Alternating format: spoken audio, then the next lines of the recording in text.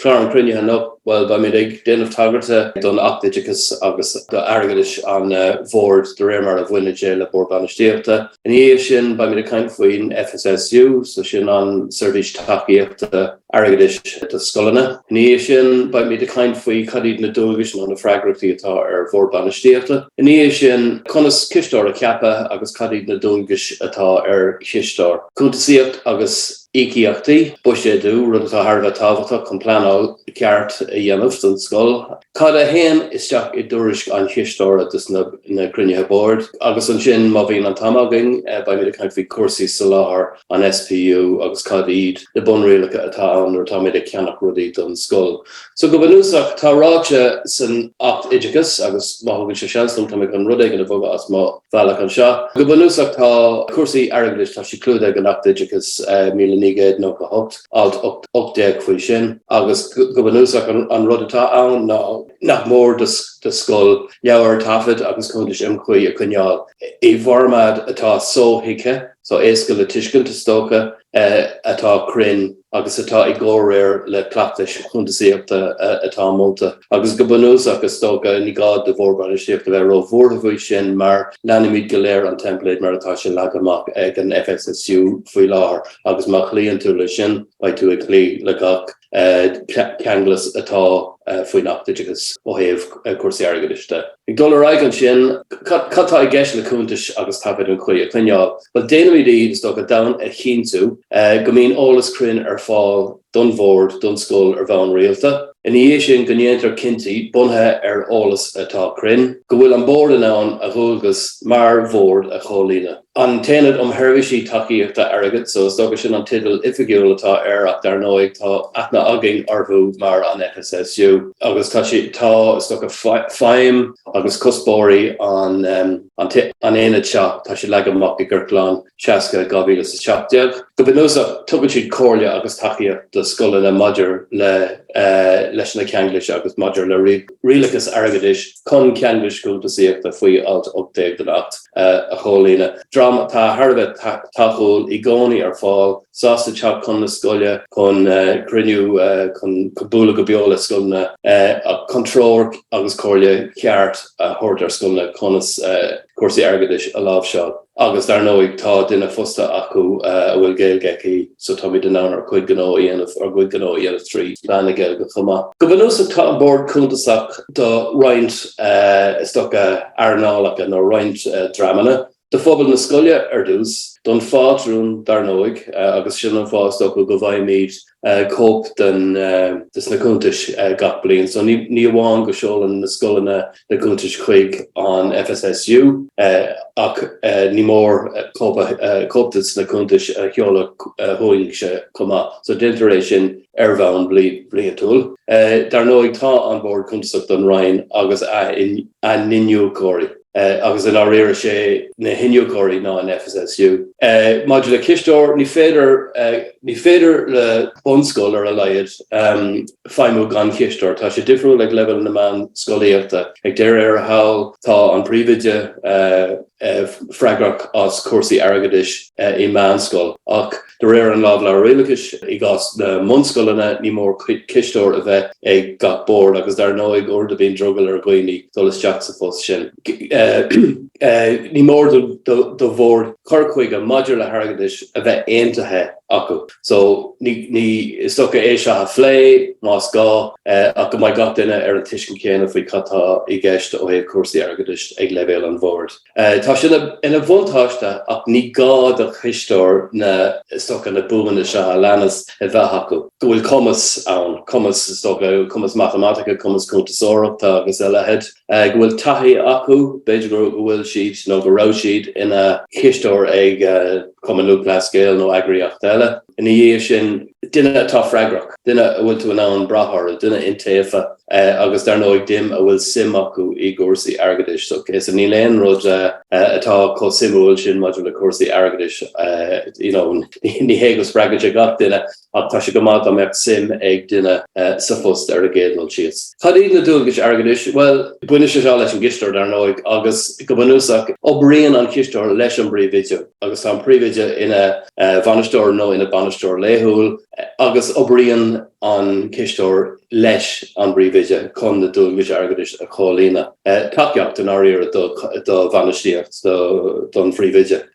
Chun cúntais na scoile a chuineáil, chun Buiséad a olbhú, chun luistálacha a dhéanamh má tá ann, dar nó ag tá cuid is mór a scoilna ag dul I dro riomhaistriú Airgead, Easy Payments agus a lehéad ag a bhainte seo. Oideachtaí a thucrú, so ní mór stocha liste agus stocha Tuairisc ó héamh catáil a híoch a thucrú ar bhean rialta. In é sin déadach go mbeadh párolaí so cuasaí PAYE áragus amur sosiálta ilia agus a lehéad. Now in arís in áíire an chud is mór a scoilna úsáideann siad pacháistena nó úsáideann siad dramseachtar chunéis sin a dhéanamh. Ach déadach si bheith mar ceantas na Dualgais. Ag leanbhain an sin tá ceanglis na missionary income so cílíonn sin an cáin cuinítar siar nó tá tionscail tógála mar hampla ar siúil sa scoil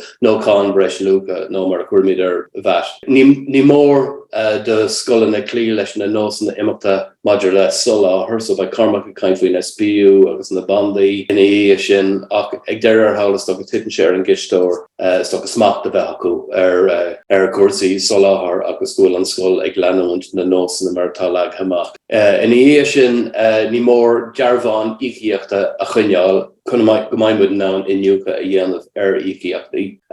Agus an rud is táhairtaí ag seo is stocha a fágúil ag glótrom ná ní mór ráiteas cúntaiste bheith cura I láthair ag gach criniú den Bhoird agus titan an Dualgais ar an Chisteora é sin a chur os cór an Bhoird. So ag gach ile criniú den Bhoird ní mór go mbeadh ráiteas Airgeadais agus cúntais agus go maimid a chuineáil súil ar íciíochtaí Airgeadas agus teach agus a lehéad ag gach criniú Bhoird mar a derm se. Agus just má thugann sé seanstom tá chun duine eile a ligeann isteach sa criniú ag go bhainte seo. In é sin caithfidh an Chisteora a chéintú bhfuil antárachas ceart íochta ag an scoil. Maidir le cúntas chuineáil, well, a rís multar chuineáil simplí, multar gan úsáid fi an legan amach an pacháiste stage nó na template atá chur ar fáil ag an FSSU agus dar nó ag luí mé go tús go mai tafad den session sear fáil ar sih agus cumála sin baimid ag chur na cápéisí taíochta nó nasc chuig na template seo. So má hen se bhar an sih faoi ile an joy se bhééis sin. Dar nó ag dúblá a cheachant agus analís a bheith dénta ar eolas atá ar fáil. Ní mór súla chuineáil ar na Jontas a hagan ón Ryan. Agus dar nó Ryan Jontas is Jontas atá curtha in ára do seanscadal fi le bí sin ICT nó COVID nó rud mar sin. So tá Ryan Jontas go gaithmid súla chuineáil arthú agus iad a chahabh ar an gúis inar tugu an Jontas don scoil. Dar nó ní mór doing cúntais blian túil bheith seolta isteach measam an féchtú lá a fiara gach blian ní mór dus na cúntais bheith chuisteach go dtí an FSSU agus déanaan an cúntasóirí sin a dhéanamh mar a dúirt méid tá formáid caiideánach inis, so in áirear ní féidir botú na dhéanamh sé an cúntasóir atá fosta ag an scoil chuirna isteach na cúntas seo so ba ceart go mbeadh siad san eolach ar catá I gceis catá ag teastáil ón FSSU maidir leis na cúntas blian túla. Mar dúirt méid fé seach fiara sin dáta tábhachtach agus go banúsach an rud a déadh tarla mar bhfuil na cúntas chur isteach nó beidir go mbeadh inniucha tarraingta ar an mór banisiachta agus ar an scoil ag an FSSU. Bhí siad bug galóir socha le linn COVID agus caiime rá ní hé go léimeann siad an seachtain deireach an níos sin agus go dhéanann siad lista a daoine nar chuir na cúntas isteach ní úsáideann an FSSU an lámh láidir ach bíú sibh ar an eolas go gaithí sibh na cúntas choristeach agus mar a dhéanann sibh sin má tá siad ró dhéanamh tá an bhfuil an go mbeidh inniu go dénta ag an FSSU ar an scoil. Mar dúirt mé ní mór cúntasóir fostathe ag gach scoil cúntasóir seachtrach. Fiú mátá duine ar na mór banistíochta ina cúntasóir ní féidir leis nó lei na cúntasaí dhéanamh ar son na scoile is féidir le cóirle a thabhairt ach ní mór do scoil cúntasóir seachtrach a bheith acu.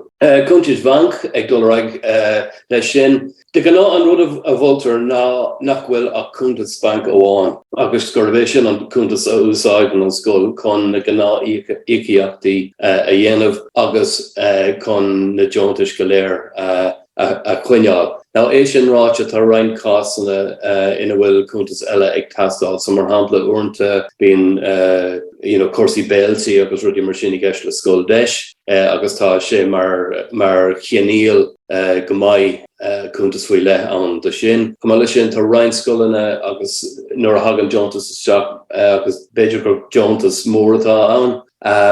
Aber do cuasaí technoliaachta agus running mar sin, so ó am go céile bíon cúntas eile ag tastáil. Ach multar do gná na scoile, gná léithil na scoile go úsáid faoi cúntas buinc amháin.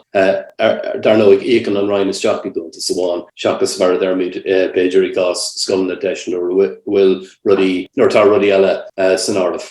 Maidir le íochaíochtaí a údarú, well, ag go bhainte seo multar go ndéanfar an chuid is mód amháin céireacht ar lína nó trí gachar tíreach. Dar nóig tá secanna in úsáidú an céile ach measúil ag dul as fashion in our era. Ní mór do íochaíochtaí a bheith sinathe nó údartha ag an gcathaoireach agus ag an gistóir. Ní mór ndéanfar na íochaíochtaí ile údarú, so caiiste bheith údartha sular féidir iad a íoch, ní mór iad a hafad dar nóig, agus ní mór iad a íoch ar bhain tráthúil. So níl sé má go leor a hiile fannacht cúpla mí agus rudí mar sin a rís tá rialacha ann a níos maidir le íochaíochtaí prasa a dhéanamh. Agus dar nóig ba ceart go mbeidh íochaíochtaí déanta de réir an phlean nó de réir an bhuiséad a chuireann an scoil le chéile ag tús na bliana nó ag deireadh na scoil bliana ribhe agus ba cormac ag déanamh níos mó ar seo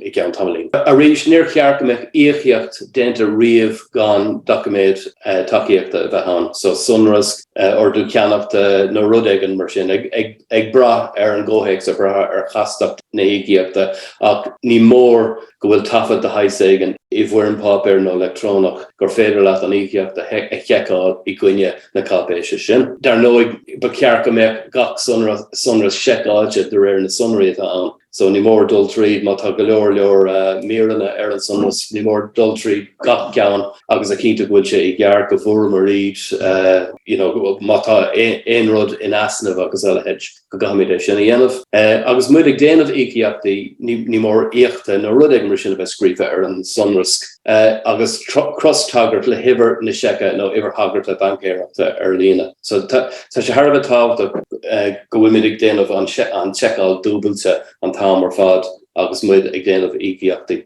Dar nó ag dáta na íochaíochta. Tá roinnt den stuff seo tá sin go bhfuil sé rólas agus tá sé mar cuid an éilehain sa tá mé chun dul tríd ar réanas. Bancéireachta ar lína, well, seo rud is stocha atá tábhachtach mar trád arán nuair bheith secanna á scríomh I gcónaí bheadh an cathaoireach I láthair chun iad a údarú. Ach le bancéireacht ar lína tá rudí beag an níos casta ach go bunúsach tá principal amháin agus an rud atá I gceist ná níor ceart go mbeadh an duine céanna ag olbhú na íochaíochta agus ag ceadú na íochaíochta cafaréis sin a bheith scara, caithfidh na feimne sin a bheith scara I meas daoine agsúla. Ba ceart dar nóig go mbeadh an chóras faoi cosan pásachail agus stocha ar bhealach níor ceart do méid sin a rá, ach sin an deanós atá an go mbeadh cosan pásachail agus pásachail difriúil is stocha gan gelscoil a héndó trí agus rudí mar sin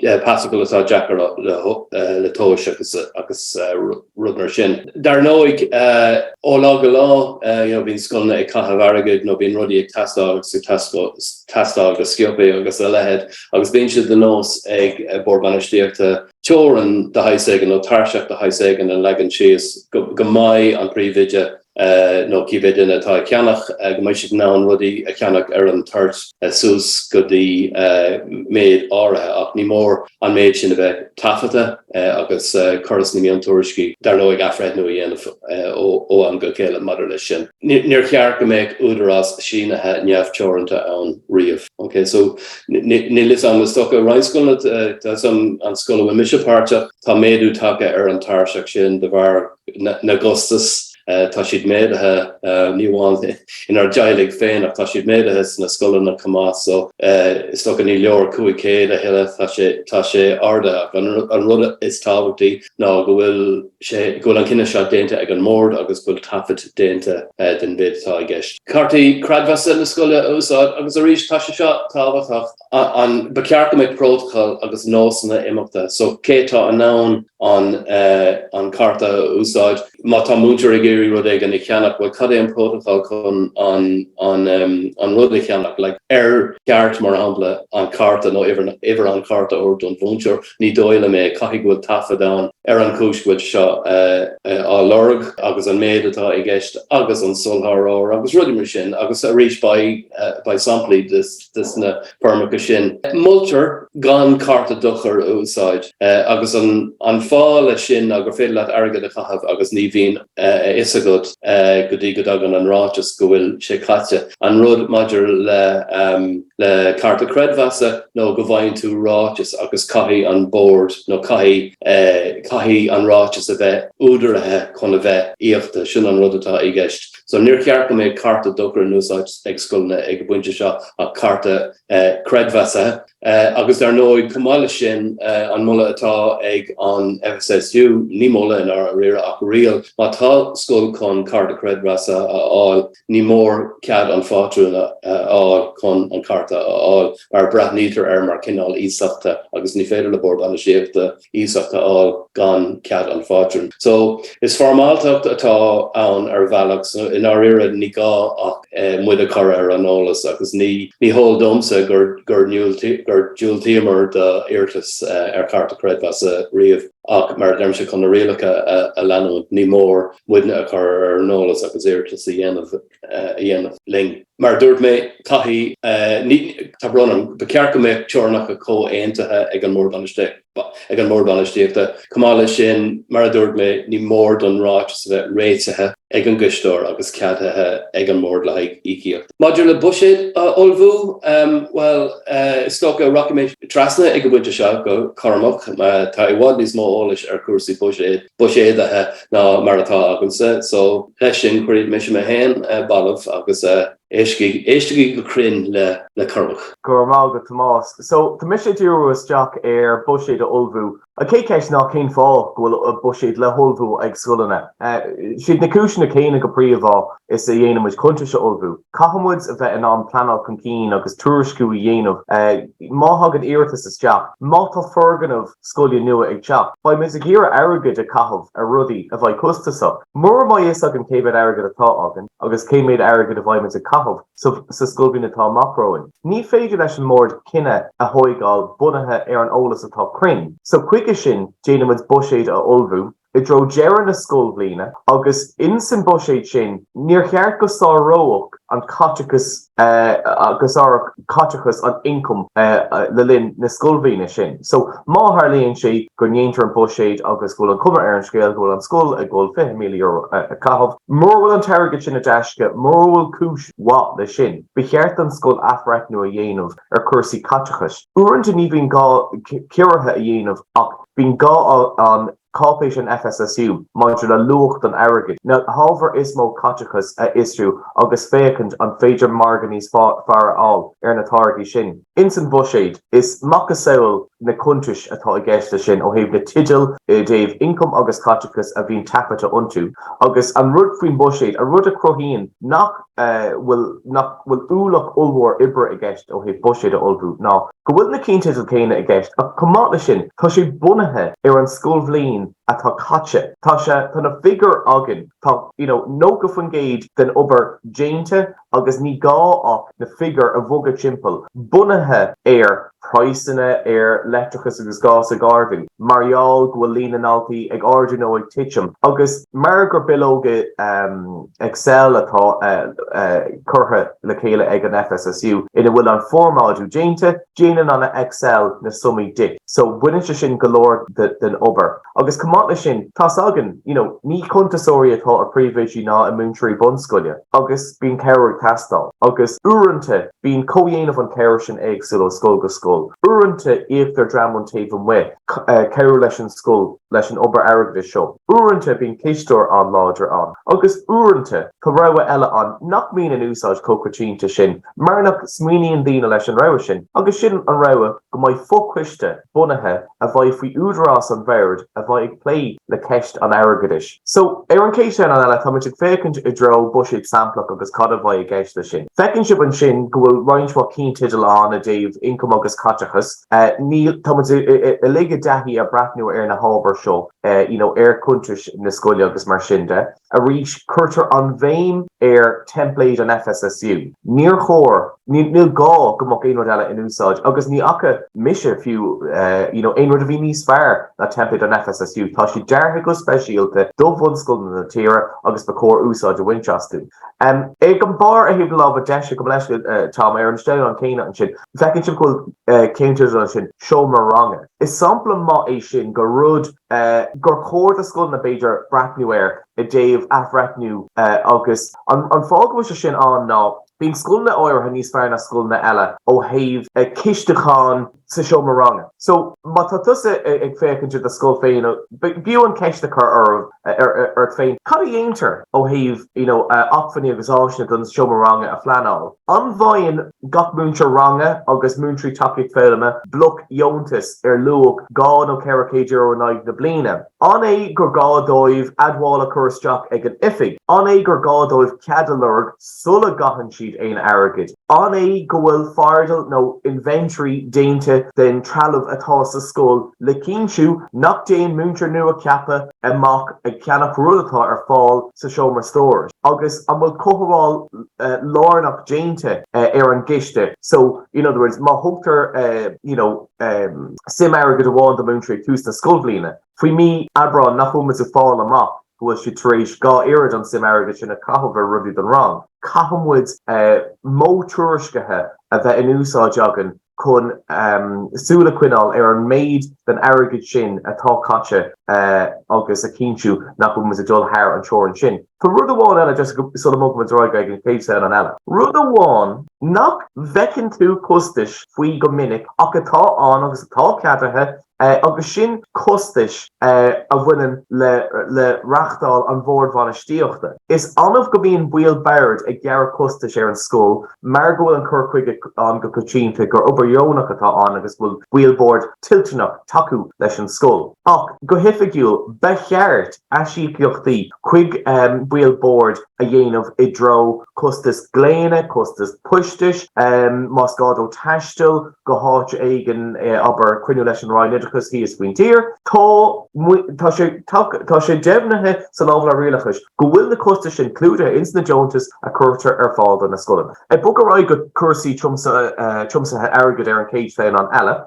So buine se seo leis an airgead a aimmuid nach muineann le muoinú an stáit go príomháil trí cumann a dismóirí. Caithfar cead an Bhoird a áil sulla jumsaítar airgead ar sun na scoile. Níl cead a cumann a dismóirí imachta agrú ina measc féin go amach híos ag lína málaí híos super value nó péir a hain agus an sin go bhfuil airgead trumsa in na scoile in honest dún scóil. Ní cead ítaréis sin. Is é an Bhoird i gcóirla le gumann a dismóirí a caitheann an airgead. So má haon na dismóirí ballú airgead ní haon sheets in amach ag ceannach gléas nua iPads na péir a hain an scóil a chahan an airgead, mar gur leis an scóil an airgead céine. Ba ceart don airgead ar fad a thiomsaítar a lóistáil a guntas na scoile.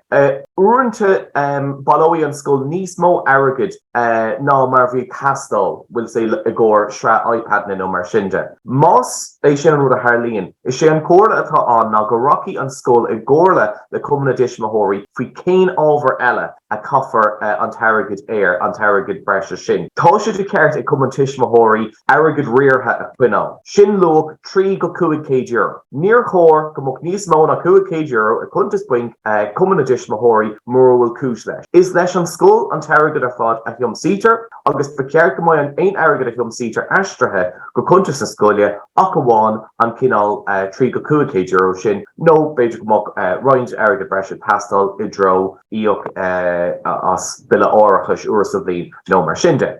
Ba chóir freisin go mbeadh amlína comhaintethe chun an Airgead bhailítear a aistriú rais. So mar sin, mátá tismóirí amach amón gníomh de Sathern, ba ceart go mbeadh sé réamh thocratha gon éon fi an Airgead a aistriú de lú nó de Máirt, nó faoi de chéideann ar a dhéanaí. Níor chóir nach mbeadh an tóla sin an, sulla dearlóí an tromsú Airgead. Uaireanta tarlíonn sé go mbeadh Airgead tromsathe go mbeadh sé ag sia I Chistin nó a card in a éigean, tag an gadaí tá sé calte. So tá sé riachtanach go mbeadh an Airgead sin lóistála lastig de tréise ama ASAP an áireara atá aontaithe idir an scóil le cuman na dismóirí. So a bog a roiig go dtí an céid léin an eile mar sin, tá muid ag díreú isteach ar ábhar eile agus sin cuasaí áireachais. Cuiníonn Bhoird, déanam Bhoird cínte de go bhfuil áireachas ag an scóil. Tá sé sin riachtanach agus breathan an cinál áireachais ó scóil go scóil. Díobh siúd atá a fergan bhuana, tuigeann sibh nach bhfuil riachtanas ormh ó thaobh áireachas a thógáil amach a Airgead na scoile, agus díobh sé atá a cóirí taladach tá nócha faoin géad agah ag ghlapa áireachas amach ar an bhirgeanna. Rihan an furas pátrúnach de grúp scéim, agus mar bhfuil an scóil agaise tá hart an nócha faoin géad a scóil an Irish Páirteachs grúp scéim, ach don cúpla scóil nach bhfuil Páirteachs a grúp scéim sin, ní mór don na scóilna sin, cóp den folasaí áireachais a chur ar fáil don furas pátrúnach de ó thaobh tuairiscú bliain túil de. Tá míorháin eile an a déobh áireachais, go minic bíonn na scoilena ag grú áireachas pásanta daltaí. Nílte sin riachtanach. An bille seo go hartar, ook nó ní euro an aig na bliana ar alta go mbeidh timpiste mar sin an. Is rud rawnach é sin, ní gád a scoilna é agrú, ach bíonn fómhór na scoilna á agrú ag tús na scóil blianta.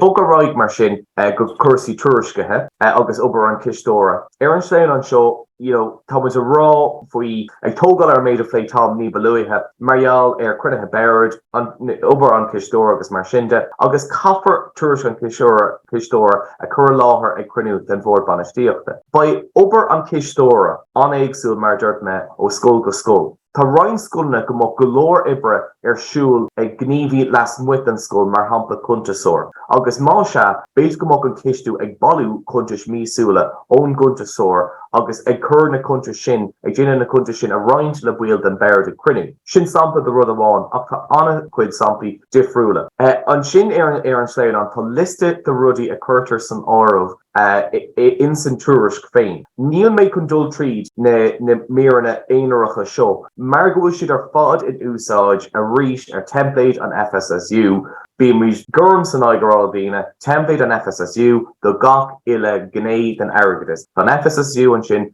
chun ceiriúil a dtíine, ní siad an sin chun céannas fear all ar aon scóil na aon mar sin de. So tá cúpla pointe ar an scáil an sin téimi a ains tú in san tuairisc máta template an FSSU an úsáid, ní gád it cuiinú ar seo, ní gád it an liste seo a frintáil úsáid template an FSSU agus baiti slán.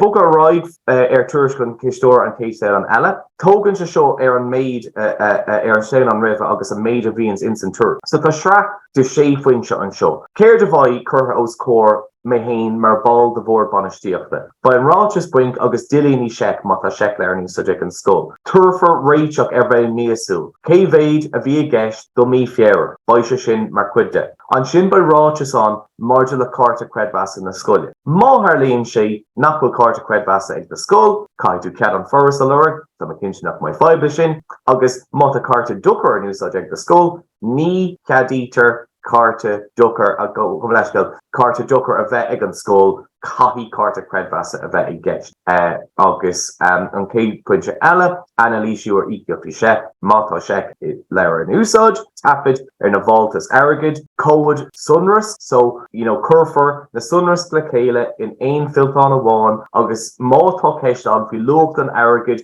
capmuid a méid sin tá scolanna agin a díobh bilí nar bhuinló a bhuin le scol eile mar nach raibh próséis maithe I bhains de scoilna sin a déobh tuairiscú airgeadais de.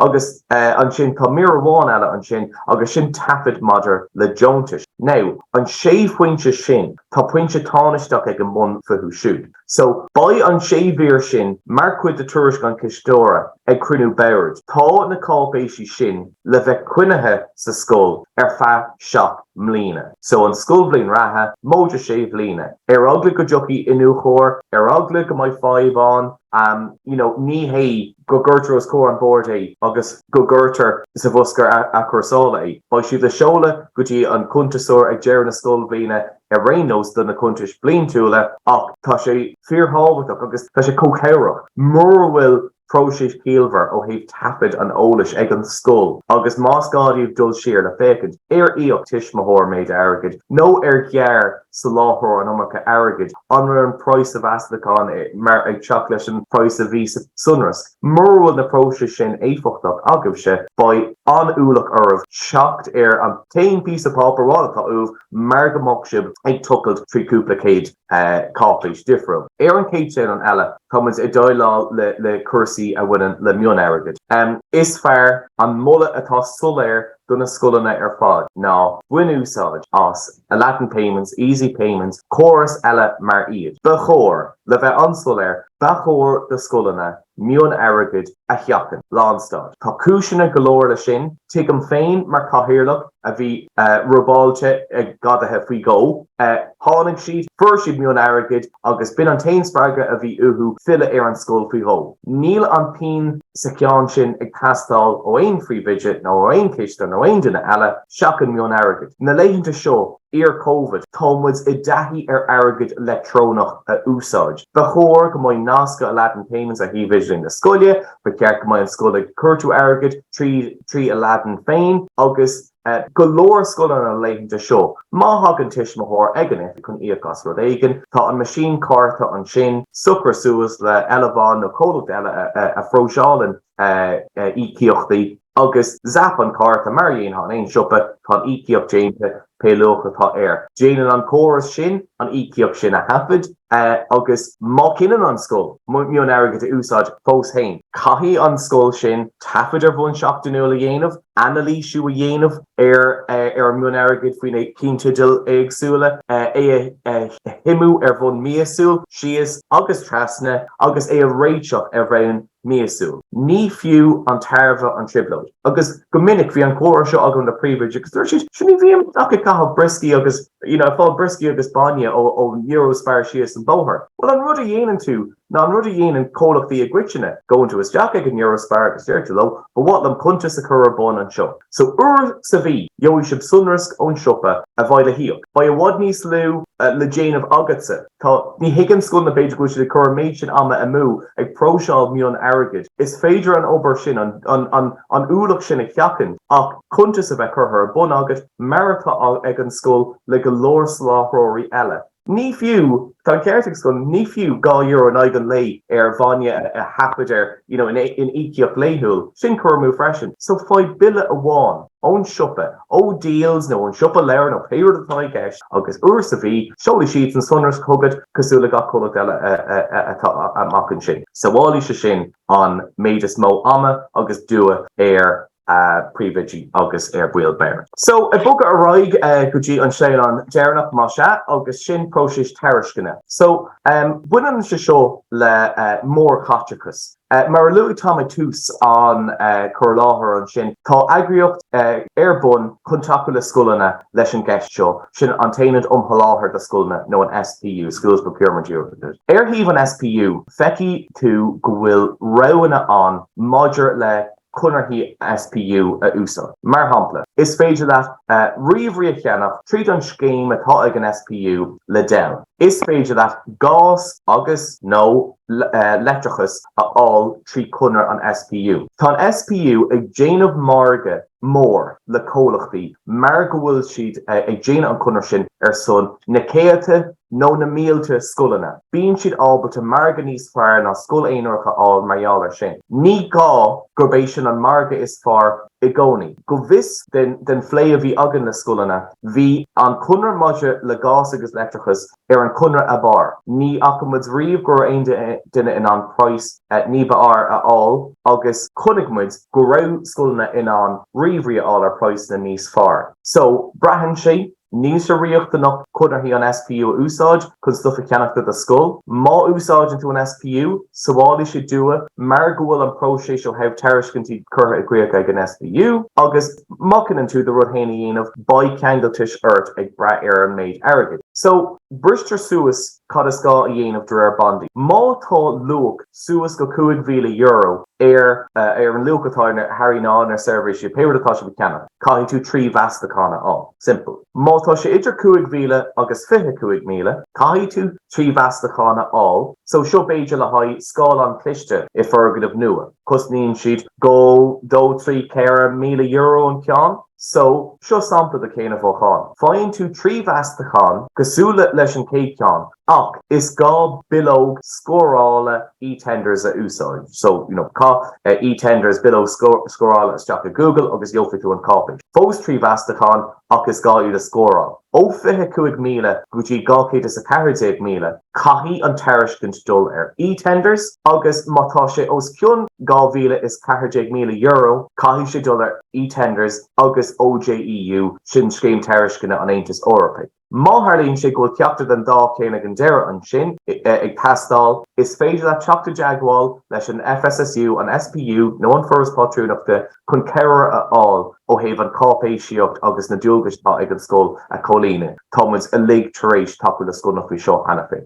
So sin móg chuid léanán agus tá tam is dóigh chun bog a roiid go afreicnú ar an Láthair go dtí seo. Gur agus a chumach, so mar dúirt mé ag an tús ba an tafaite ar fáil ag an cúpla lá ar an siomh mar réon le haon cápéis taíochta nó nás chun an FSSU nó an SPU ná eilehead agus is dócha ní féidirlumm an amar go molta a dhéanamh ó thaobh an FSSU agus an SPU. Bhí me haon imón próisis tairiscina leis an scoil bhfuil méise mar chathaoirleach air agus bhí go leor airgead le tahabh agus is dócha bhí scetamíní go thar ar an bríomide leis an papérachas a dhéanamh ach bhí an SPU bhí siad tharbh cabhraach hiúil siad muid tríd an próisis ionastach nearna mar réon butún. So mullim si go láidir na service taíochta sin a úsáid nuair is féidir. Just chun brathnú siar a rinnemarnach, well is sto a rinnemar trácht don Oideachais agus an fá go bhfuil na dúilgas seo oring ó thaobh cuasaí airgeadais. In dhé sin labhraíomar faoin ról atá ag an FSSU agus conas iad a úsáid agus cána thugann siad cabhar dúing. In dhé sin na Freagrachtaí atá ar an mór banistíochta module cuasaí airgeadais. In dhé sin conas Chisteora a cheapa agus cadíd na dúilgas faoi le atá ar an Chisteora maidir le Tuairisc an Bhoird agus a lehead. Thuair tríd conas dhéanamid íochtaí agus cadíd na deachlachtais na clachtais fearr chun chéintú go gachrúd slán. In dhé sin rinne Cursius ar Buiséadú agus conas éisian dhéanamh agus a rééis go bhaith an béim foiile a chur ar Buiséadú. Tá sé tharbheith táhachtach. Tá praisna ag ardú an tamar fad, tagan rudí chun chin nach bhfuil ag súló ach mór a bhfuil aon olbhúcán déanta agin Airgeadal si is ba sé tharbheith Jackar. So i gcónaí ní mór Buiséad a dhéanamh amach don scóil. In dhé sin, well luigh Cormac an méid atá le chur I Tuairisc an Chisteora agus dúirmar go gafar Tuairisc a chur oscóir an Bhoird ag gach in Cruinne Bhoird. Agus an dhé sin thuair tríd an SPU siomh tharbheith cuimsethe acu I nGaeilge agus in Méarla anna cabhraach nuair a bhíonn rudí le ceannach agus go háir nuair a bhíonn sumanna móra I gceist. So go bunúsach sin deire an seisiún an Ocht agus bhhaithlim buic a gáháil le chuileganna a drastal an Ocht fágam is slán agus feicimid sibh go luach gur míle maithagah.